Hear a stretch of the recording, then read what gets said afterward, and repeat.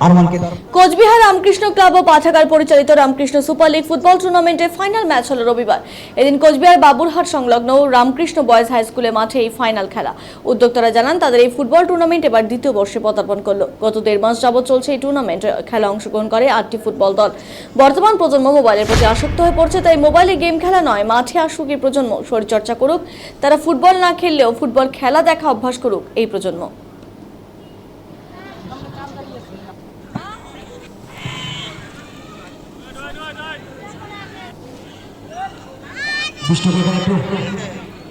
Football final খেলা কি বিষয় রয়েছে, কাদের পক্ষ থেকে খেলা, কতদিন চলে, কি বিষয় রয়েছে?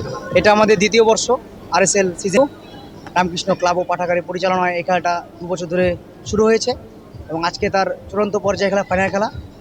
প্রথম বছর 6টি দল অংশগ্রহণ করেছিল, কিন্তু এই বছর 8টি দল অংশগ্রহণ করেছে এবং 8টি দলই কঠোর লড়াই করেছে, কিন্তু শেষ পর্যন্ত 2টি দলে ফাইনালে উঠবে। শুধু আজকে যারা ফাইনালে উঠেছে তার একটা দল হলো রামকৃষ্ণ রয়্যালস, আরেকটি দল হচ্ছে ইমোর্টাল এফসি। দুটোই খুব ভালো দল এবং বিগত 1.5 মাস ধরে আমাদের খেলা চলছে এবং প্রত্যেক বছর আশা রাখবো আরও ভালো, আগের বছর আরও একটু উন্নতি করার জন্য খেলাটা। আগামী যে বর্তমান সময় দেখা যাচ্ছে যে ছোট ছোট বাচ্চারা মোবাইলে আসক্ত হয়ে যাচ্ছে, তো তাদের জন্য এই ফুটবল খেলা নিয়ে কি বার্তা দেবেন? তাদের জন্য বলবো, আমার একটাই উদ্দেশ্য যে মোবাইলটাকে ছেড়ে মাঠে আসুন সবাই।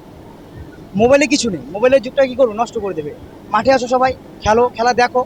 খেললে কি হয়, অনেক কিছু আমাদের মেন্টালি যতটা প্রেশার ক্লিয়ার হয়ে যায় এবং আমরা সব কিছুতে মনোনিবেশ করতে হবে, খেলাধুলো, পড়াশোনা সব কিছু। কিন্তু যদি আমরা মোবাইল দেখি, মোবাইলে কী করতে আমাদেরকে ডিপ্রেস করে দিচ্ছে দিন দিন। বাচ্চারা দেখতে পাচ্ছি অনেক ধরনের গেম, ফ্রি ফায়ার বেরিয়েছে, পাবজি বেরিয়েছে, নতুন নতুন অনেক গেম বেরিয়েছে, সিওসি। তো আমি বলবো বাচ্চাদের যারা রয়েছে, যারা মাঠে এসেছেন, সকলেই ক্রীড়াপ্রেমী, কেউ ফুটবল প্রেমী, কেউ ক্রিকেট প্রেমী, যেটাই খেলুক না কেন, বলবো শুধু মাঠে আসো। মাঠে না খেললেও খেলাটাকে দেখো, উপভোগ করো। এতেই আশা রাখবো যা আগামী যুব সমাজ এই মাঠে এগিয়ে আসবে, খেলাধুলো এগিয়ে আসবে।